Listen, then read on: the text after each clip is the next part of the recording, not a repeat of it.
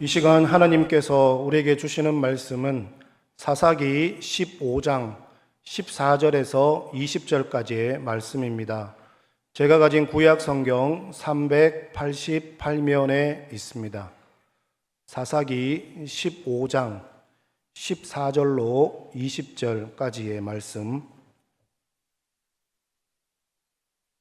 다 찾으셨으면 제가 봉독해 드리겠습니다. 삼손이 레이의 이름에 블레셋 사람들이 그에게로 마주 나가며 소리 지를 때 여호와의 영이 삼손에게 갑자기 임하심에 그의 팔 위에 밧줄이 불탄 삼과 같이 그의 결박되었던 손에서 떨어진지라. 삼손이 나귀의 새 턱뼈를 보고 손을 내밀어 집어들고 그것으로 천명을 죽이고 이르되 나귀의 턱뼈로 한 더미 두 더미를 쌓았으며 나귀의 턱뼈로 내가 천명을 죽였도다 하니라. 그가 말을 마치고 턱뼈를 자기 손에서 내던지고 그것을 라맛 레히라 이름하였더라. 삼손이 심히 목이 말라 여호와께 부르짖어 이르되 주께서 조용의 손을 통하여 이 큰 구원을 베푸셨사오나 내가 이제 목말라 죽어서 할례 받지 못한 자들의 손에 떨어지겠나이다 하니 하나님이 레히에서 한 우묵한 곳을 터뜨리시고 거기서 물이 솟아나오는지라. 삼손이 그것을 마시고 정신이 회복되어 소생하니 그러므로 그 샘의 이름을 에낙고레라 불렀으며 그 샘이 오늘까지 레히에 있더라. 블레셋 사람의 때에 삼손이 이스라엘의 사사로 20년 동안 지냈더라. 아멘. 오늘 말씀을 생각하면서 한번 따라하겠습니다. 에낙고레의 체험을 하며 살겠습니다. 아멘. 예. 본문의 배경을 살펴보면요. BC 11세기경에 지금부터 약 3100년경 사사시대 이스라엘은 블레셋의 억압 아래에 살고 있었습니다. 그래서 하나님은 사사로 삼손을 준비하시고 이스라엘의 구원을 계획하십니다. 삼손은 포도주와 독주와 부정한 음식, 시신을 만지지 않는 이 나실인으로 지내도록 했습니다. 그러다 혼기가 찰 때 삼손은 고향 소라에서 약 6.4km 떨어진 딥나라는 곳에 가서 어느 블레셋 여인에게 반하여서 부모의 반대에도 불구하고 결혼식을 올리게 됩니다. 삼손은 그 결혼식에 참석한 블레셋 사람에게 내기 수수께끼를 합니다.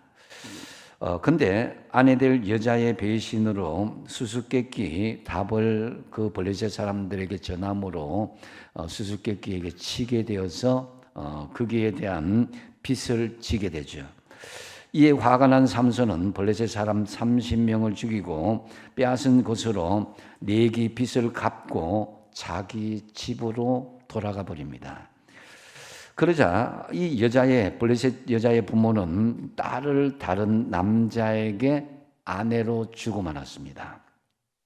얼마 후에 삼손은 자기 아내를 찾아 딥나로 왔지만은 남의 아내가 되었다는 소식을 듣고 분노하여서 블레셋 사람을 아주 복수심에 들끓게 됩니다. 삼손은 그 복수로 여우 300마리의 꼬리에 횃불을 붙인 후에 추수 직전에 밭으로 몰아넣어서 불을 지르게 되죠. 그래서 블레셋의 모든 추수, 한 해 농사가 완전히 망치게 되자 블레셋 사람들은 이에 분개하여서 이 삼손이 속한 유다 집 땅으로 이렇게 들어오게 됩니다. 들어와서 진을 치게 되고 삼손을 내어놓으라고 협박을 하게 되죠. 그러자 삼손은 에단 바위 틈에 숨었고 두려워 떨던 유다 사람들은 삼손을 설득하여서 삼손을 결박하여 블레셋 사람들에게 넘겨줍니다. 바로 이때 기적이 일어나게 되죠.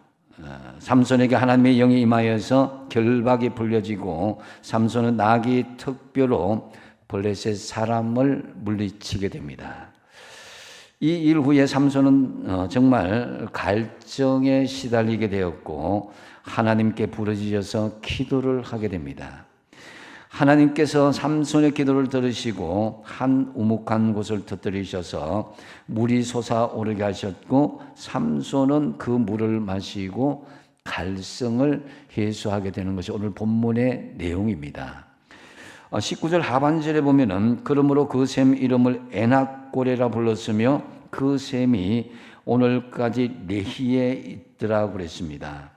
샘의 이름이 바로 에낙고레라 그러는데요. 이 에낙고레에서 히브리어 에는 솟아나는 우물 혹은 샘물이란 뜻이고 학고레라는 것은 부르짖는 사람이란 뜻이죠. 그래서 합쳐지면은 에낙고레라는 것은 부르짖는 사람의 샘물이다, 샘이다 이렇게 말할 수 있습니다. 우리는 살아가면서 누구나 다 목마름이 있습니다. 경제적인 목마름이 있고 또 사랑에 대한 목마름이 있고 어떤 것을 추구하는 것의 목표에 대한 목마름들이 다 가지고 있습니다. 건강과 미모에 대한 목마름이 있고 병에 대한 목마름도 있고 또 정치에 대한 목마름도 있습니다. 그런데 마셔도 시원하지가 않고 또 채워도 채워지지 않고 가져도 다함이 없는 이 목마름이 누구에게나 다 있습니다. 오늘 삼손은 그 목마름을 에낙고레라는 샘에서 해결을 하게 되었습니다. 이 시간 우리 모든 목마름도 에낙고레의 샘물이 터져서 해소되는 은혜가 풍성하게 임하시기를 바랍니다. 그러다면 오늘 모든 갈급한 우리의 목마름 이것을 해소하기 위해서 우리가 어떤 믿음의 결단을 해야 하겠습니까? 먼저 첫 번째로 우리가 가지고 있는 나귀 턱뼈를 던질 수 있어야 됩니다. 15절에 보니까 삼손이 나귀의 새 턱뼈를 보고 손을 내밀어 집어들고 그것으로 1000명을 죽였다 그랬습니다.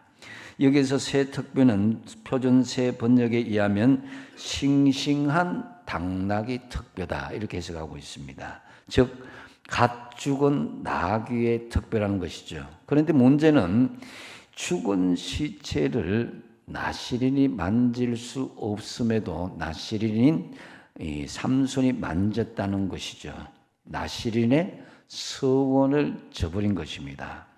또한 보잘것없는 나귀 턱뼈 이 무기로 삼손은 블레셋 군단 1000명이나 물리쳤는데 삼손은 이러한 모든 전과를 하나님의 공로로 돌리지 않고 있습니다.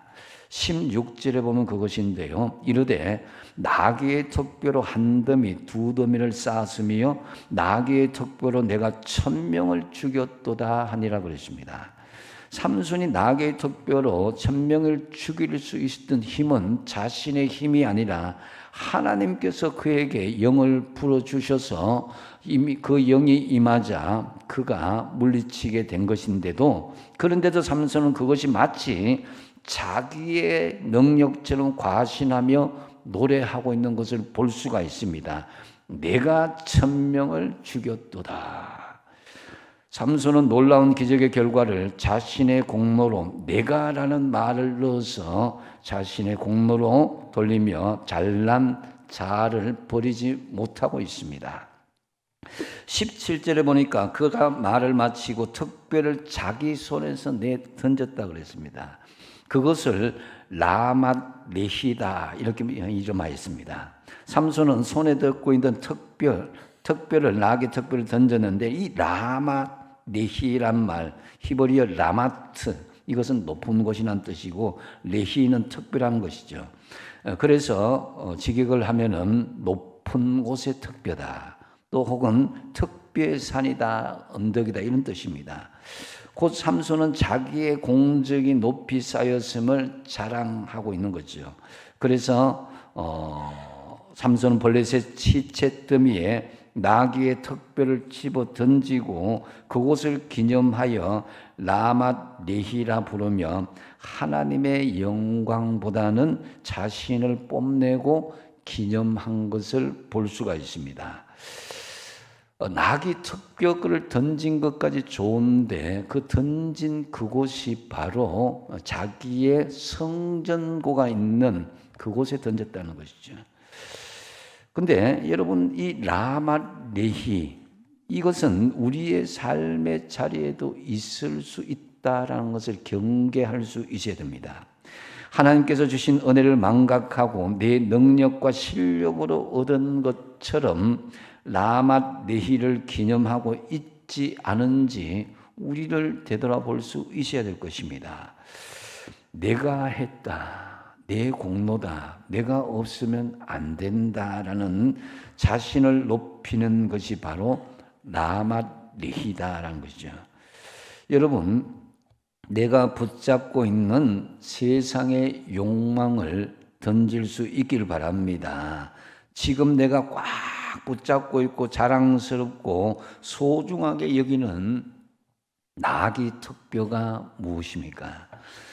이것이 내가 얼마나 평생 동안 귀하게 여기는 건데, 또한 내 노후, 내 자녀, 내 남은 생애를 위해서 얼마나 소중한 것인데 라며 붙잡고 있는 나귀 턱뼈는 없냐 이겁니다. 나귀 턱뼈는 여러분, 나귀 턱뼈일 뿐입니다. 썩어 없어질 것입니다. 그것이 오늘 나를 있게 한 것이 아니고 내 미래에 보장을 해주는 것도 아닙니다. 그것은 보잘것없는 뼈다귀에 불과합니다. 오직 하나님만이 오늘 나를 있게 하셨고 이 자리까지 오르게 하셨고 그것을 누리게 하셨고 하나님께서 우리에게 그 모든 것을 주셨다는 거죠. 그래서 세상에 붙잡고 있는 나귀 턱뼈 때문이 아니라는 것입니다. 그런데 그것을 하나님 앞에 던지지 않고 꽉 붙잡고 있으면은 그것이 나를 물어버릴 뱀이 될 수가 있다는 것입니다. 내가 그것을 통해서 영광을 받았고 내가 그것을 통해서 나의 노년이 보장될 줄 알았는데 오히려 그것이 나를 물어버리고 해치는 도구가 될 수 있다는 것입니다. 하나님께서는 우리가 꼭 잡고 있는 것을 던지라고 말씀하시는데요. 출애굽기 7장 9절에 보면은 너의 지팡이를 들어서 바로 앞에 던지라고 그랬습니다. 하나님은 모세의 제상 목록 1호인 지팡이를 던지라. 던질다는 것은 바로 하나님만 의지한다는 것입니다. 뿐만 아니라 전도서 11장 1절에 보시면은 너는 내 떡을 어떻게 하라고요? 물 위에 던지라. 그러면 도로 찾으리라고 그랬습니다. 그래서 이것만은 내가 절대로 놓칠 수도 없고 내가 던질 수도 없다라며 붙잡고 있는 나의 나귀 턱뼈는 없는지 되돌아보십시오. 승리의 심벌이었던 나귀 턱뼈를 던졌던 삼손처럼 여러분이 붙잡고 있는 것을 던지시기 바랍니다. 믿음의 사람들은 손을 펴야 됩니다. 나귀 턱뼈를 던지는 사람입니다. 지금 내가 부르르 떨면서 붙잡고 있는 그것이 있다면 힘을 빼고 손을 펴십시오. 여러분, 나귀 턱뼈에 붙어 있는 나의 영광, 나의 소중한 것, 심지어는 나 자신까지도 주님 앞에 겸손하게 던지는 결단으로 우리의 모든 갈급한 목마름이 해소되시기 바랍니다. 또한 두 번째로 우리 모든 갈급한 목마름을 해소하기 위해서는 목마르면 부르짖으라는 거예요. 16절에 같이 한번 읽어보겠습니다. 16절 말씀 시작. 삼손이 심히 16절 한번 띄워주시기 바랍니다. 같이 읽겠습니다. 시작. 삼손이 심히 18절입니다. 같이 한번 18절 읽겠습니다. 제가 16절 그러니까 16절에서 채워서 죄송합니다. 18절 읽겠습니다. 시작. 삼손이 심히 목이 말라 여호와께 부르짖어 이르되 주께서 종에 종하여 이 큰 구원을 베푸셨사오니 이제 내가 목마라 죽어서 할례 받지 못한 자들의 손에 떨어지겠나이다 하니 아멘. 자, 삼손은 승리하고 난 뒤에 목이 말라 하나님께 부르짖었습니다. 할례 받지 못한 자, 하나님을 모르는 자들, 쉽게 이야기하면 내가 불신자들에게 죽는다면 이 승리가 무슨 소용이 있겠습니까? 라는 하소연이죠. 여기서 이 부르짖다, 히브리어 카라는 것은 외치다, 소리치다, 절규하다는 거예요. 영어로 하면 cry out이라는 거예요. 여러분, 우리가 삶의 문제들에 의해서 목이 마르고 갈급할 때가 분명히 있습니다. 그러면 우리가 어떻게 됩니까? 하나님께 부르짖고 기도해야 되지 않겠습니까? 여러분, 지쳐 피곤하고 고단한데도 기도하지 않으면서 거기서 내가 벗어나야겠다 하는 그런 바라는 마음만 있으면 아무런 희망이 없습니다. 목이 마르면 물을 마셔야 하듯이 우리의 영육이 목마르고 갈급하다면 부르짖고 기도하는 것이 당연한 것입니다. 기도할 수 있는데 왜 기도하지 않습니까? 한번 옆에 있는 분들 바라보시고 이렇게 이야기하시기 바랍니다. 기도할 수 있는데 왜 기도하지 않습니까? 예, 그건 나한테 하는 소리죠. 예, 부르짖고 기도하시기 바랍니다. 그러면 하나님께서 우리의 고통을 아시고 고통에서 건져 주실 것입니다. 시편 105편 107편 5절에서 7절에 보면은 줄이고 목이 말라 그들의 영혼이 그들 안에서 피곤하였도다. 이에 그들이 근심 중에 여호와께 부르짖었다 그랬습니다. 그러니까 그들의 고통에서 건지시고 바른 길로 인도하시고 거주할 집에 아버지께서 이르게 하셨다는 거죠. 여러분, 정말 누가 목이 마른데 스스로 적셔주겠습니까? 소리를 질러야 되는 거예요. 갈급하면 목을 적셔달라고 울부짖어 기도해야 되는 것입니다. 타는 목마름으로 갈급한 상황이 있다면 간단합니다. 하나님 앞에 부르짖어 기도하는 거예요. 주님도 십자가에서 운명하시기 전에 고통이 최고점에 달했을 때에 하나님께 그 목마름을 호소하는 것을 볼 수가 있습니다. 요한복음 19장 28절에 내가 목마르다라고 말씀하시고 예수님은 또한 엘리 엘리 라마 사박다니 하면서 하나님 앞에 부르짖고 기도합니다. 인류의 모든 죄를 껴안고 하나님 앞에 부르짖고 기도한 거죠. 어찌하여 나를 버리셨나이까 하면서. 여러분, 삼손은 가만히 이렇게 이 사사기의 앞뒤 전후를 문맥을 살펴보면은 사자를 만났을 때도 기도하지 않았어요. 또 지금 1,000명의 적군을 앞에 두고도 기도하지 않았습니다. 그러다가 지금 블레셋과의 대성 후에 자기가 막 탈진하고 어려우니까 물을 달라고 하나님 앞에 부르짖는 것은 사실 여기에서는요, 단순히 물만 갈급한 것이 아니라 영적인 갈급함을 부르짖는 것이다 라고 할 수 있습니다. 여러분, 삼손 이야기는 사사기에서 제일 많은 할애하고 있는 부분이기도 한데요, 사사기 13장에서 16장까지가 이 삼손에 관해서 이야기하고 있습니다.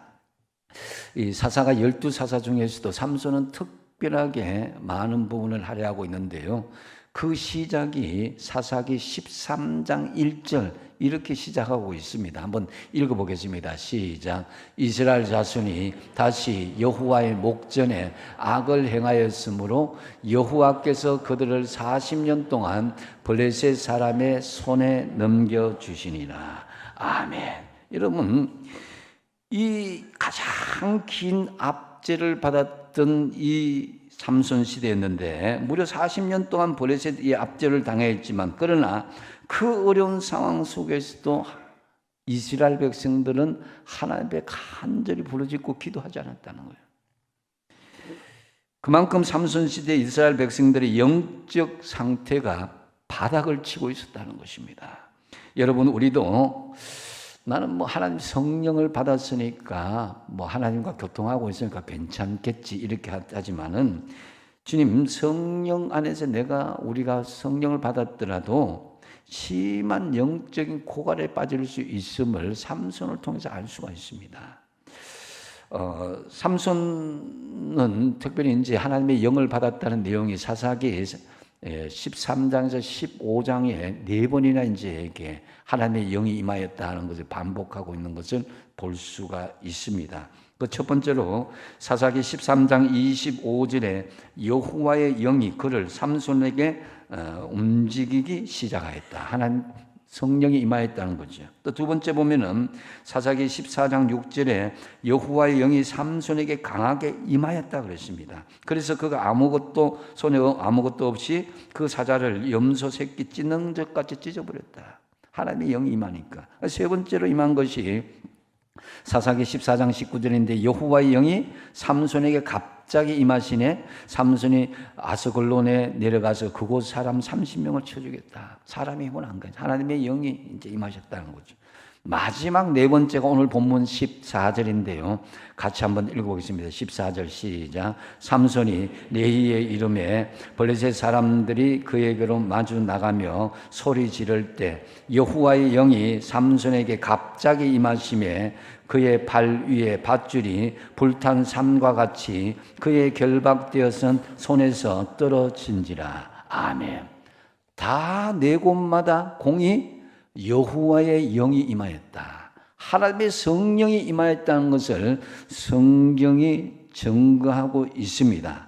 그러나 삼손은 여호와의 영을 받았지만 여전히 원수 갚는 일에 혈안이 되었고 자기의 의로운 의를 드러냈고 교만하였고 자기 눈에 보이는 대로 행동하였다는 거죠. 도저히 성령 안에서 사는 사람이라고는 할 수 없는 모습이다라는 거죠. 그래서 여러분 왜 그랬을까 할 때 저는 결정적으로 하나님께 갈급하게 부르짖고 기도하지 않았다는 거죠. 성령의 역사는 여러분이 동행하고 성령의 역사를 역동적으로 이뤄내기 위해서는 부르짖고 기도할 때에 성령이 본격적으로 역사하기 시작한다는 거죠. 우리도 마찬가지입니다. 우리가 갑자기 하나님의 영 성령을 받았더라도 저절로 우리가 영적으로 변화되고 성숙되는 건 아닙니다. 우리의 연약함과 부족함들, 우리의 모든 영적인 갈급함을 하나님께 순간순간 부르짖고 기도할 때에 성령이 강력하게 우리를 통해서 역사하실 줄로 믿으시기 바랍니다. 부르짖고 기도해야 되는 거예요. 그래서 삼손은 눈이 뽑혀서 마지막 죽기 직전에 이제 하나님 앞에 얼마나 간절하게 기도하는지 모릅니다.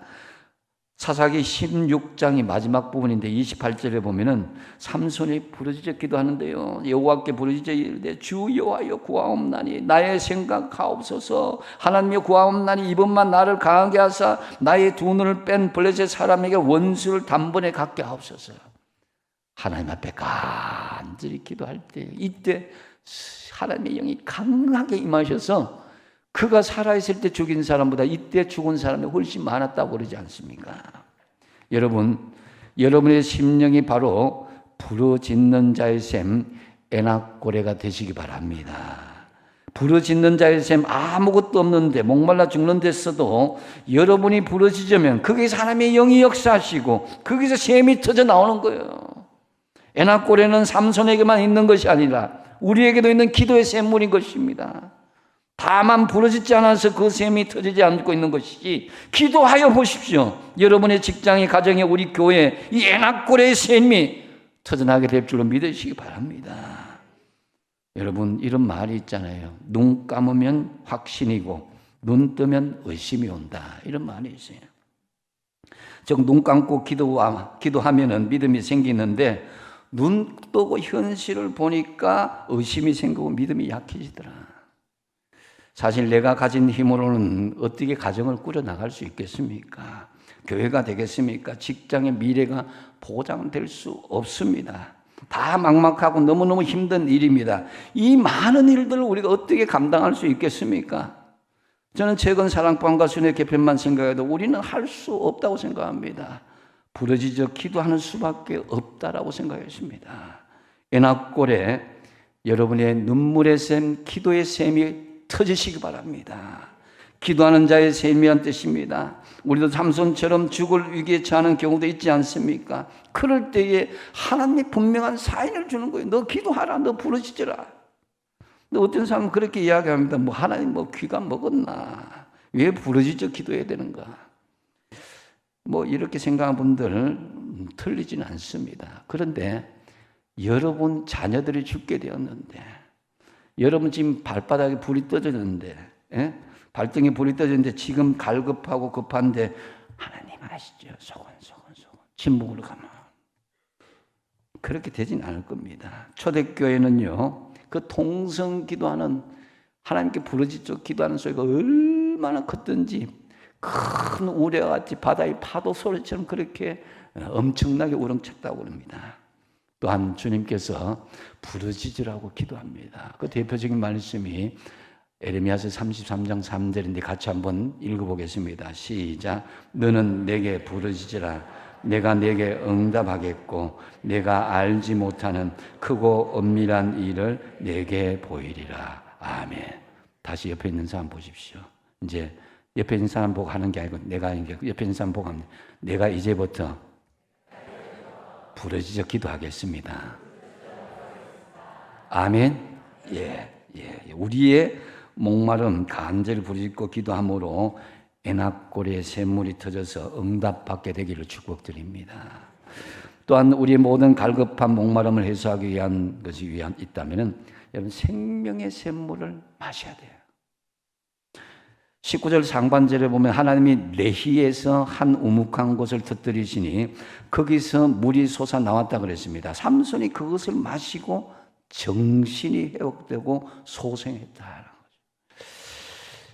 보통 이제 사람이 그 정신이 빠졌다면 한국말로 얼 빠졌다 그러잖아요. 혼이 빠졌다 그러잖아요. 이 하나님의 영이 역사하지 않는 죽은 상태란 거예요. 우묵한 곳, 이 히브리어로 하마크테시라는 말인데요. 절구통같이 우묵하게 생긴 곳, 삶의 어두운 곳, 블랙홀과 같은 그런 곳입니다. 우리 삶 속에 그러면 우묵한 곳이 무엇일까? 여러분의 삶 속에 어두운 곳, 우묵한 곳, 그것을 터뜨려야 돼. 여러분, 내가 아프고 힘들고 문제 있는 거 그냥 방치하면 안 돼요. 터뜨려야 돼요. 아니면 골마 터집니다.